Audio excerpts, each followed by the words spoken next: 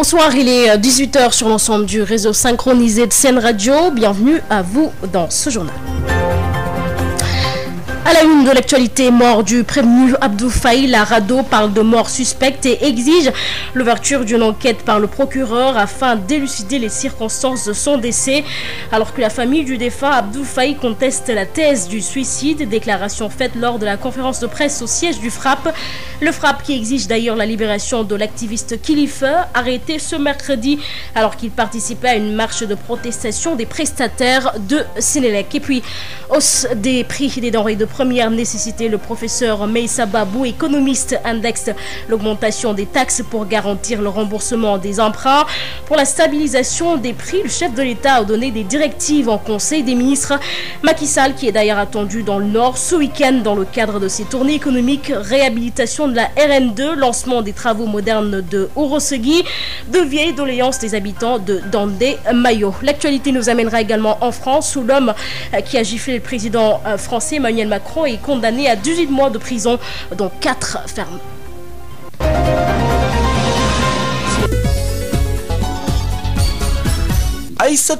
À la présentation, Papa Abdoulaye Dieye assure la mise en nom de ce journal.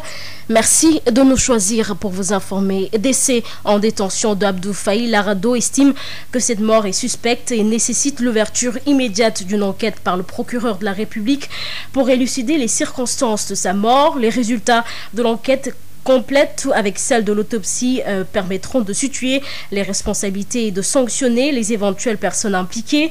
La RADDHO appelle les autorités sénégalaises à veiller à la sécurité des détenus contre toute atteinte corporelle ou mentale intentionnelle. Par conséquent, veiller à ce que ces personnes en détention n'aient pas la possibilité de se donner la mort dans les locaux de la police ou de la gendarmerie. Abdou Faye, décédé en détention, est la première ou le présumé complice de Baye Modou Fall, dit Boy Guinée, lors de sa dernière évasion du quartier de haute sécurité du camp pénal de Liberté 6 à Dakar et arrêté en même temps que lui à Missira le jeudi 3 juin dernier. Cette mort du prévenu Abdou Faye du commissariat central, la famille conteste la thèse du suicide. Des blessures auraient été constatées au niveau de la tête du défunt, présumé complice dans l'évasion de Boy-Guinée. L'activiste Guy Marius Sagna dénonce ce qu'il qualifie de déni de justice et les violences perpétrées par la police sur les citoyens. Ils ont fait face à la presse ce jeudi. Babacar Samb. Abdou Faye s'est-il suicidé dans les locaux du commissariat central? Son père, Pape Ali Faye, rejette cette thèse. Des plaies auraient été constatées au niveau de la tête du défunt prévenu. L'activiste Guy Marius Sagna pointe la responsabilité de l'État et appelle les Sénégalais à la vigilance par rapport à cette affaire. Comment est-ce qu'un citoyen sénégalais peut se suicider dans une cellule du commissariat central? Nous disons, même si c'était vrai, la responsabilité première, pleine et entière de l'État du Sénégal et de sa police est engagée. Comment est-ce que vous mettez quelqu'un en garde à vue? Vous ne l'avez pas suffisamment à vue jusqu'à ce qu'il se suicide, vous dites. Nous invitons les citoyens sénégalais à la vigilance et à la prudence par rapport à cette affaire Abdou Faye. À partir du moment où vous prétendez mensongèrement que le citoyen sénégalais s'est suicidé, mais vous mettez la famille dans l'embarras, dans des difficultés pour pouvoir enterrer dignement cet être cher qu'ils ont perdu. Le coordonnateur de la plateforme FRAPP dénonce à cette occasion les actes de violence perpétrés par la police, les cas de torture et de maltraitance subis par des citoyens sénégalais. Non au déni de justice, scande-t-il. Nous sommes tous en sursis. Aucun d'entre nous n'est à l'abri de ces violences policières, n'est à l'abri de ces mensonges d'État pour protéger certains policiers voyous, certains gendarmes voyous, certains militaires voyous, certains douaniers voyous, qui utilisent inutilement la violence d'État pour violenter des citoyens sénégalais. Non au déni de justice. Pape Abdou Faye en maille avec la justice sénégalaise pour la première fois de sa vie, selon la famille, qui exige la vérité sur les circonstances de son décès. C'est pourquoi nous invitons l'État du Sénégal à dire la vérité, à dire la justice. La plateforme FRAPP se dit prête à accompagner la famille dans cette lutte. Babacar Samb, le coordonnateur de la plateforme FRAPP, qui exige également la libération du rappeur activiste Kilifeu, arrêté ce mercredi à Kaolack. Guy Marius Sagna parle d'arrestation arbitraire. Il est avec Babacar Samb. En réalité, on essaye de casser un résistant, un digne et brave et patriote résistant du nom de Kilifeu. Et ça, nous ne l'accepterons pas. Kilifeu nañ ko bàyyi nous rejoindre ses enfants et ses épouses dans les meilleurs délais. Nous lançons un appel au président de la République pour la libération dans les meilleurs délais de Kilifeu. Nous ne pouvons pas accepter que des trafiquants de faux billets qui se déclarent candidats, aux élections locales, qui ont bénéficié d'une liberté provisoire, puissent se moquer des citoyens sénégalais, annoncer leur candidature, alors que dañ leen jàpp loxo ci poche. Et en ce moment, notre frère, notre camarade, notre très cher Kilifeu, ñu jàpp ko comme ça. Pourquoi? Parce qu'il défend des citoyens sénégalais. Pourquoi? Parce qu'il faut empêcher les gens de Y'en a marre, les gens de Frappe, les autres citoyens sénégalais qui tous les jours ont décidé d'être les haut-parleurs des citoyens sénégalais qui souffrent et qui se battent. Ont décidé de mettre au service des citoyens qui souffrent le peu de célébrité qu'ils ont. Libérer Kilifeu dans les meilleurs délais. Kilifeu de Y'en a marre présenté au procureur ce jeudi pour outrage à agent, trouble à l'ordre public, participation à une manifestation non autorisée et rébellion. Kilifeu a été arrêté hier au cours d'une marche de protestation des prestataires de Sénélec à Kaolack. Les dernières informations avec Mamadou Camara. À la suite de la manifestation non autorisée des membres de l'amicale des travailleurs de l'électricité, les limiers du commissariat central de Kaolack et leurs collègues du commissariat d'arrondissement de Ndorong avaient mis en place un dispositif de sécurité pour faire face à ces manifestants. Et plus de 40 d'entre eux ont été interpellés par la police et ils étaient en garde à vue tard dans la nuit. Finalement, ils ont été tous libérés, sauf Kilifeu de Y'en a marre ce jeudi. Il sera déféré au parquet pour participation à une manifestation non autorisée, trouble à l'ordre public, outrage à un agent et rébellion, nous dit-on. Ce mercredi, la tension était vive à Kaolack entre forces de l'ordre et manifestants. Ces derniers ont été d'ailleurs dispersés à coups de grenades lacrymogènes à quelques encablures de la cité religieuse de Medina Baye. Des prestataires regroupés au sein de l'amicale des travailleurs de l'électricité qui ont manifesté pour réclamer un changement de statut et la régularisation de leur situation. Kaolack, Mamadou Camara, Sud FM. Sud FM, l'info, c'est ici. Stabilisation des prix des denrées des premières ou de première nécessité. Le chef de l'État donne des directives alors que le gouvernement est à l'origine de cette situation. Le professeur Meïssa Babou indexe l'augmentation des taxes pour garantir le remboursement des emprunts. Professeur Meïssa Babou, économiste enseignant à la FASEC, est avec Rapsé Emmanuel. Mais je crois qu'ils sont le problème. C'est une augmentation de taxes tous azimuts sous la pression des institutions financières pour garantir le remboursement des emprunts.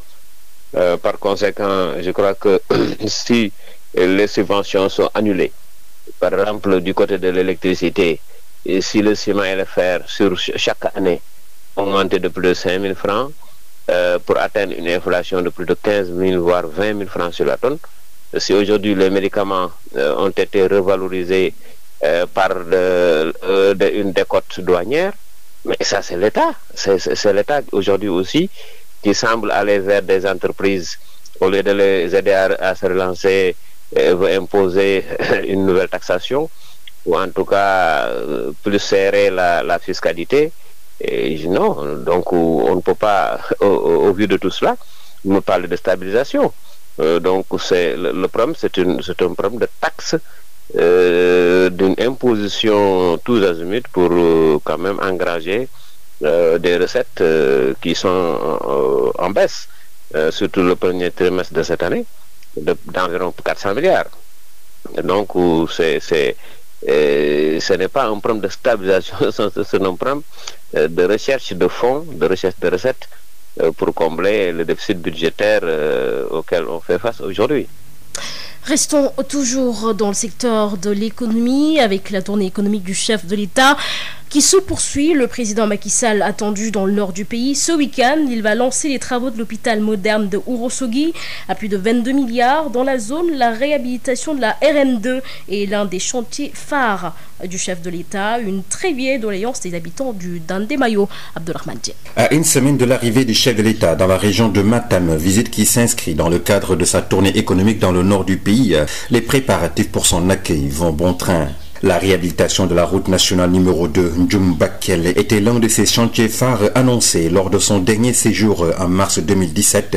Aujourd'hui, la RN2 est presque bouclée sur le périmètre régional de Matam, sauf sur le tronçon au Tchilon-Ourossogui, où seulement la moitié de la route est bitumée entre Ourossogui et Sédo. Cette visite sera aussi l'occasion pour le chef de l'État de matérialiser une vieille promesse que les populations ne cessent de lui rappeler. Il s'agit de la confection de la route du Dandemayo. Ce 15 juin, le président procédera enfin à la pose de la première pierre des travaux de la route Oré-Fondé-Gamel. Au-delà des infrastructures routières, Macky Sall viendra aussi lancer à Ourossogui les travaux d'un nouvel hôpital moderne d'une valeur de 22 milliards de francs CFA. L'actuel centre hospitalier régional croulé sous le poids des années. À Kilogne, Macky pourrait inaugurer un centre de santé inachevé. Les sempiternelles finitions avancent à pas de caméléon. Finalement, les chantiers sont énormes et les attentes des populations immenses, mais au moins cette visite de Macky Sall donnera un coup d'accélérateur à certains travaux au ralenti depuis Belle-Lurette. Matam, Abdourahmane Diène pour Sud FM. Abdourahmane Diène, faisons à présent le point sur la situation épidémiologique au sein du pays. Deuxième jour d'affilée sans décès enregistrés, mais 54 nouvelles contaminations sont recensées sur 1134 tests, soit un taux de positivité de 4%. 41 cas sont issus de la transmission communautaire, 31 à Dakar, 2 à Thiès et 1 à Kolda, Matam, Boro, Mbour, Ngaparou, Popenguine et Saly. Le nombre de patients sous traitement grimpe à 295, dont 7 graves. La vaccination se poursuit. La cadence accélérée avec près de 5000 vaccinations hier sur l'étendue du territoire. Hier, 71 nouvelles contaminations ont été enregistrées. Le chef de l'État en Conseil des ministres a insisté sur la poursuite de la sensibilisation et de la prévention avec le port du masque obligatoire dans les lieux et transports publics. Lancement ce jeudi du module de formation sur les maladies non transmissibles et leurs facteurs de risque dans les curricula de base de l'école élémentaire. Les enfants sont de plus en plus exposés aux facteurs de risque de ces maladies. Leur faire adopter les bons comportements pour faire d'eux des relais reste la meilleure stratégie selon le ministère de la Santé et de l'Action sociale. Abdoulaye Diouf Sarr a présidé la cérémonie à l'école Beitir Samb de Ngor, compte rendu Marie-Rose Ndiaye. L'asthme, le diabète, le cancer, l'hypertension, Ce cours sur les maladies non transmissibles marque le lancement de l'introduction du module de formation dans les curricula de base de l'école élémentaire. Sensibiliser les enfants et adolescents de plus en plus exposés aux maladies non transmissibles reste l'une des deux grandes stratégies de lutte contre ces maladies, selon le ministre de la Santé et de l'Action sociale, Abdoulaye Diouf Sarr. On sait très bien que si on passe par les enfants, par les écoliers, par l'éducation, on touche directement toutes les familles sénégalaises. Il est donc important de faire adopter le comportement sain à cette cible et de faire d'elle un relais auprès des populations sénégalaises. Ces élèves, en adoptant les comportements édictés, aideront dans la communauté à faire manger moins gras, moins salé, moins sucré et éviter le tabagisme, à faire pratiquement régulièrement l'activité sportive, entre autres. L'école qui a un rôle important à jouer pour la promotion des changements qualitatifs de comportement et restera toujours un partenaire de la santé, rassure le ministre de l'Éducation nationale, Mamadou Talla. Monsieur le ministre de la Santé, je vous réitère l'engagement et la disponibilité des agents et de tous les services centraux et déconcentrés du ministère de l'Éducation nationale pour une bonne mise en œuvre des activités de la phase pilote qui impactera sans nul doute sur la santé de nos populations en général et celle de la communauté éducative en particulier. Selon l'Organisation mondiale de la santé, les enfants et adolescents sont de plus en plus exposés aux facteurs de risque des maladies non transmissibles et plus de la moitié des décès sont liés à des comportements acquis à l'enfance et à l'adolescence. Marie-Rose Ndiaye, 18h13 sur l'ensemble du réseau synchronisé de Sen Radio. Hivernage 2021 pour la période allant du 8 au 9 juin. La plupart des régions ont reçu des précipitations avec un maxi de 45,6 enregistré à Koussanar. L'ingénieur prévisionniste Alpha Mamadou Malado Diallo annonce d'autres pluies d'ici le week-end. Il est avec Rapsé Limanouane. On a vu qu'on a une situation assez humide particulière sur les régions sud du pays. Et aussi, il y a eu des phénomènes qui ont pu déclencher des pluies sur la zone. Ce qu'on peut retenir pour la pluviométrie du 8 au 9 juin, on a la zone de Koussanar qui a enregistré le maximum de pluie avec 45,6 mm. Vers la zone de la région de Ziguinchor, donc on a aussi recueilli beaucoup de pluie avec la zone de Tchobon qui a enregistré 25,9 mm. À Enampor, on a eu 20 mm. Vers Belingara, on a eu 17 mm. La pluie vers le sud-est, les régions de Tambacounda, Kédougou et aussi vers le centre-ouest, vers les localités de Fatick et de Kaolack. Fatick a eu 2,2 mm et Kaolack a eu 1,2 mm la journée d'hier. Donc il y a le Kassan dans Linguère, il y a eu 28,8 mm. Nguyen a enregistré 16 mm. On a aussi enregistré de la pluie sur le centre-ouest du pays et sur le centre du pays, vers les localités de Fatick et de Kaolack qui ont eu respectivement 2,2 mm et 6,1 mm. On a eu aussi de la pluie aussi vers le sud-est, vers les localités de Kédougou, avec 6,2 mm. Bon, ces pluies-là, ce sont des pluies qui se sont formées, pas sur le pays, mais qui sont formées vers les régions voisines, notamment celles du Mali et de la Guinée, et qui ont par moments évolué et intéressé la zone sud et est du territoire. Pour les perspectives, donc on s'attend pour la journée d'aujourd'hui, allant vers la journée du vendredi. Donc des pluies aussi qui vont persister sur la partie sud du pays, notamment vers Kédougou, remontant vers Tambacounda, et aussi sur la partie sud-ouest. Ce sera des pluies qui sont accompagnées d'orages, surtout vers les localités de Kolda. Dans la journée du vendredi allant au samedi, on notera une extension des pluies vers le centre, notamment le centre-ouest, avec des possibilités surtout de pluie sur les localités de Fatick et de Kaolack. Et aussi on pourrait noter des traces de pluie vers les régions de Dakar, Mbour et Thiès. Sud FM vous transporte partout au Sénégal et dans le monde. Sud International. Je vous le disais en titre, l'auteur de la gifle infligée au président de la République française Emmanuel Macron lors d'un déplacement dans la Drôme mardi a écopé ce jeudi d'une peine de 18 mois de prison dont 4 fermes. Cette gifle parfaitement inadmissible est un acte de violence délibéré, a soutenu le procureur Alex Perrin. Il a réclamé un mandat de dépôt en son encontre.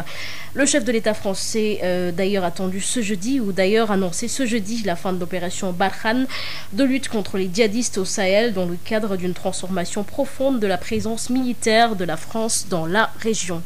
Direction le Burkina, 5 ordres professionnels de santé créés à l'interordre des acteurs de la santé. L'Assemblée générale constitutive de cette organisation s'est tenue aujourd'hui à Ouagadougou. Le président de l'ordre des pharmaciens du Burkina, le docteur Alfred Sanouidi, a été porté à la tête de cette nouvelle statue. Le lancement des travaux est intervenu ce matin en présence du ministre de la Santé. Le compte-rendu de Mathieu Somda. 5 ordres professionnels de santé, 5 compétences pour un système de santé moderne et performant. C'est le vecteur directeur de l'inter-ordre des professionnels de santé mis en place ce jeudi à Ouagadougou. La nouvelle structure est présidée par le docteur Alfred Sanouidi, président de l'ordre des pharmaciens du Burkina. C'est soucieux de réaffirmer leur volonté de contribuer au développement d'un système de santé efficace et au service des patients, et conscient de l'importance de la collaboration entre les ordres professionnels de la santé pour la promotion de la santé publique dans notre pays, que l'Ordre national des chirurgiens dentistes, l'Ordre national des infirmiers du Burkina, l'Ordre national des médecins du Burkina, l'Ordre national des pharmaciens du Burkina et l'Ordre national des sages-femmes et maïticiens du Burkina ont décidé ce jour de procéder à la création de l'inter-ordre des professions de santé dont les objectifs majeurs sont de promouvoir et défendre le rôle des institutions ordinales, organiser des conférences ou colloques et émettre des propositions sur les questions d'intérêt commun. Cette nouvelle institution sera au service de la santé publique, rassure le docteur Alfred Sanouidi. L'inter-ordre que nous allons bâtir se doit d'être une institution dynamique, proactive et constituer le creuset qui mutualise et fédère notre vision commune d'un système de santé moderne, performant et résilient. L'inter-ordre constituera une force de proposition pour le ministère de la Santé en vue d'apporter des solutions aux problèmes des populations en matière de santé, a indiqué à l'ouverture des travaux le ministre de la Santé, le professeur Charlemagne Ouedraogo. Mathieu Somda, depuis Ouagadougou pour Sud FM. Sport handball, 24e édition de la Coupe d'Afrique féminine. Les Lionnes à l'assaut de la Guinée ce vendredi. Un derby explosif avec beaucoup d'engagement. Mais si les Lionnes sont présentes à tous les niveaux, elles pourront battre les Guinéennes. C'est l'analyse du coach de l'équipe nationale U20, Lamine Ndao, jouant par Odile Mikl. Sénégal-Guinée, ça sera une affiche très très intéressante parce que l'équipe du Sénégal et l'équipe de la Guinée qui partagent la même zone. C'est-à-dire que ça sera en quelque sorte un régional. Et qui dit derby dit un engagement, un match indécis du début jusqu'à la fin. Quelle que soit la valeur des deux équipes, un derby restera toujours un derby. Ça va être chaud, ça va être indécis jusqu'à la fin. Mais on aura en face quand même l'équipe du Sénégal assez très expérimentée maintenant pour avoir eu à participer à plusieurs CAN et à une Coupe du Monde et qui s'est bien bonifiée, qui s'est bien renforcée aussi. Et en face, on aura l'équipe de la Guinée aussi qui a fait un bon recrutement cette année. Voilà, donc moi je dis que si vraiment nos filles continuent dans la même dynamique que le match d'hier, engagées, concentrées, tout en respectant l'adversaire et les consignes de l'entraîneur, je pense qu'ils pourront gagner la Guinée quand même. Sénégal-Guinée, c'est donc ce vendredi à 17h. Athlétisme, la fédération sénégalaise organise des championnats régionaux des jeunes ce week-end. 280 athlètes sont attendus au stade Léopold Sédar Senghor. Ces Jeux s'inscrivent dans la préparation des JOJ 2026. Plus de détails avec le secrétaire général de la fédération sénégalaise d'athlétisme, Jean Gomis, est avec Odile Mikl. Ce que nous attendons par les jeunes, ce sont les athlètes qui ont moins de 16 ans. Donc, moins de 16 ans, filles et garçons. Alors, les 14 ligues régionales du Sénégal seront présentes dans cette compétition, dans ces championnats, avec 20 athlètes. Chaque ligue régionale viendra avec 20 athlètes, donc ce sont 280 jeunes athlètes que nous allons regrouper à Dakar ce week-end pour les championnats nationaux. Alors, il est intéressant de préciser que ces championnats nationaux plutôt s'inscrivent dans la perspective de 2026, parce que c'est le Sénégal qui recevra les Jeux olympiques de la jeunesse en 2026, donc samedi, dimanche prochain, seront l'occasion pour la Fédération sénégalaise d'athlétisme pour déjà tester nos jeunes athlètes, nos très jeunes athlètes, sur lesquels nous comptons pour 2026. Sud FM, l'invité du jour. Notre invité, il s'agit du professeur Meïssa Babou, économiste enseignant à la FASEG. Il répond aux questions de Rapsa Limanouane. Meïssa Babou, bonjour. Vous êtes professeur d'économie à la FASEG de l'Université Cheikh Anta Diop de Dakar. Hier, en Conseil des ministres, le chef de l'État appelle à une stabilisation des prix.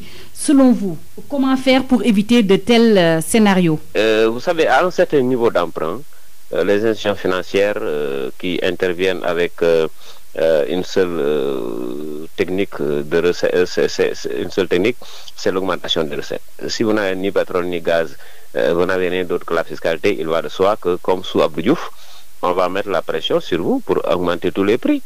Et donc, c'est aussi simple que ça. Nous sommes surendettés et c'est le peuple qui trinque parce que cet ajustement qui ne dit pas son nom est un ajustement qui n'a pas un visage humain. Et c'est donc exactement ce qui est en train de se passer, même si de l'autre côté on ne le dit pas. Est-ce que la politique sociale tant prônée par le chef de l'État n'est pas vouée à l'échec avec cette flambée des prix? Que faire? Non, on ne peut pas rectifier. On ne peut pas rectifier le tir. On est à un niveau d'endettement exécrable. La recette du FMI est très simple. Il faut de l'argent. Chercher de l'argent. Aller chercher de l'argent. Ou dans ton propre pays, des recettes intérieures, le Sénégal n'a qu'à la fiscalité. Donc on n'a pas besoin de chercher de midi à 14 heures, comme dit le chanteur. Il faut des choses, mais nous, on a tout compris. Donc ce n'est pas seulement cette année. Hein. Ça a commencé depuis quand? Ça a commencé depuis longtemps. Donc cette recherche effrénée de recettes se fera obligatoirement pour faire face aux dettes. Hein? Donc, est-ce que le gouvernement ou le président de la République ont le choix? Je ne crois pas. Je crois qu'ils n'ont pas le choix. S'ils vont jusqu'à faire augmenter les prix des médicaments, c'est qu'on a touché le fond. Hein? Jusqu'au petit jumbo de 25 francs. Tout y passe. Donc, toutes les grandes consommations seront taxées pour beaucoup plus de recettes. Et la surplus sera peut-être du côté de ceux qui, comme les logements et d'autres secteurs d'activité qui étaient laissés en rate. La surplus sera que ces gens-là risquent d'être surpris. parce que l'assiette fiscale doit être élargie pour une meilleure entrée fiscale. Professeur Meïssa Babou, le góorgóorlu souffre déjà à cause de la pandémie. Quelles peuvent être les conséquences de cette flambée des prix? Oui, mais vous savez, ça peut mener quand même à une crise sociale.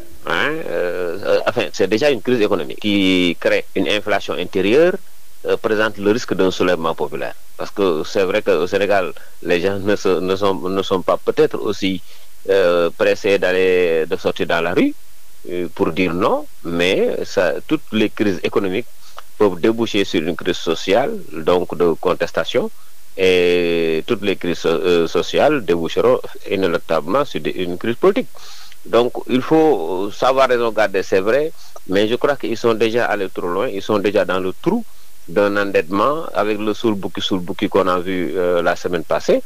C'est très clair que le trésor public est en souffrance. Et que par conséquent, quelle est la solution? La solution, je crois qu'elle est unique au Sénégal. Pour avoir des recettes, il n'y a que la fiscalité.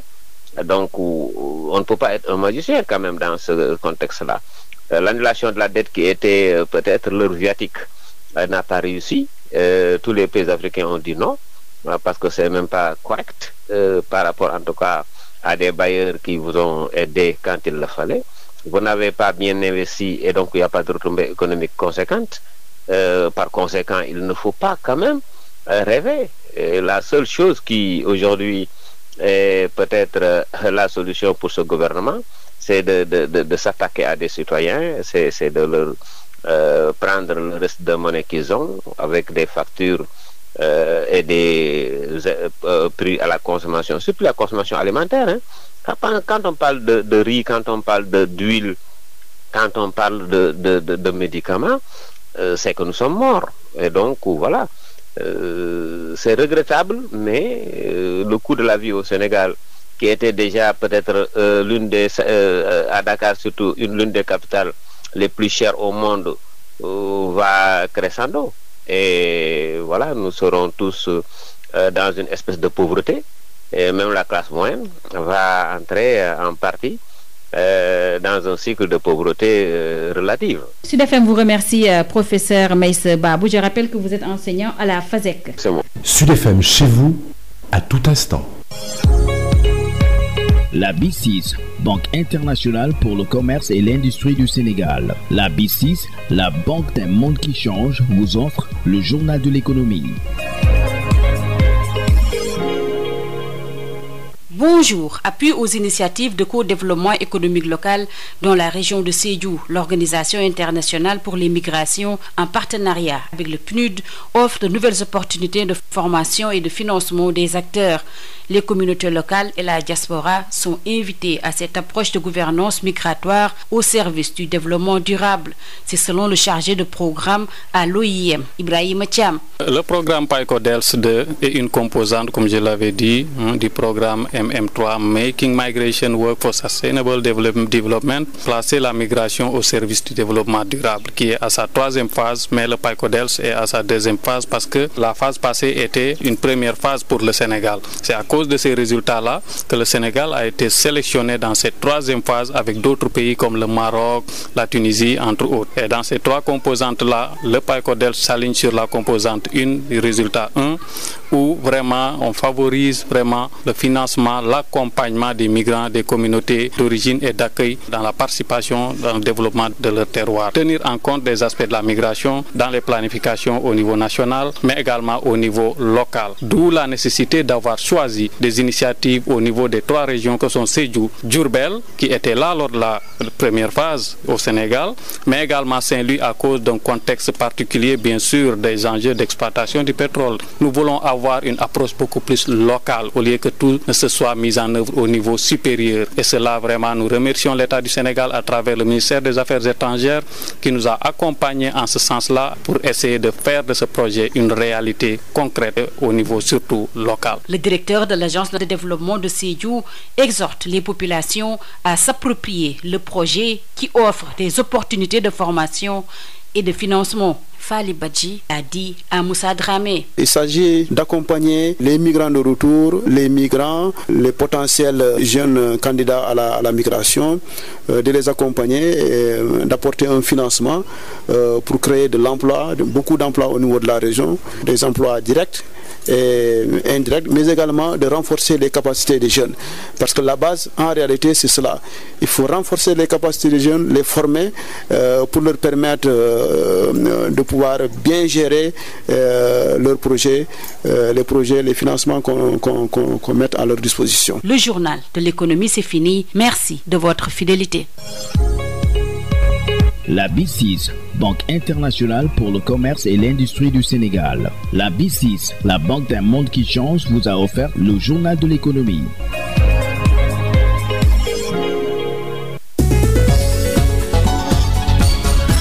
Aïssatou Gueye-Ba. 18h29, c'est la fin de ce journal, mais avant de nous quitter, le rappel des titres. Mort du prévenu Abdou Faï, la RADDHO parle de mort suspecte et exige l'ouverture d'une enquête par le procureur afin d'élucider les circonstances de son décès, alors que la famille du défunt Abdou Faï conteste la thèse du suicide. Déclaration faite lors de la conférence de presse au siège du FRAPP, le FRAPP qui exige d'ailleurs la libération de l'activiste Kilifeu, arrêté ce mercredi alors qu'il participait à une marche de protestation des prestataires de Sénélec. Et puis hausse des prix des denrées de première nécessité, le professeur Meïssa Babou, économiste index, l'augmentation des taxes pour garantir le remboursement des emprunts. Pour la stabilisation des prix, le chef de l'État a donné des directives en conseil des ministres Macky Sall, qui est d'ailleurs attendu dans le Nord ce week-end dans le cadre de ses tournées économiques, réhabilitation de la RN2, lancement des travaux modernes de Ourossogui, de vieilles doléances des habitants de Dandé-Mayo. L'actualité nous a amené en France où l'homme qui a giflé le président français Emmanuel Macron est condamné à 18 mois de prison, dont 4 fermes. Voilà, c'est la fin de ce journal. Merci de l'avoir suivi. Merci également à Pape Abdoulaye Dieye qui en a assuré la mise en onde. À 21h, retrouvez Birama Ndiaye pour le prochain bulletin d'information. Ça sera en Wolof, bien entendu. Dans un instant, votre rubrique Sud Nutrition avec Marie-Rosalie Ndiaye et le docteur Bintou Chersek. Passez d'agréables moments en compagnie des programmes de Sen Radio.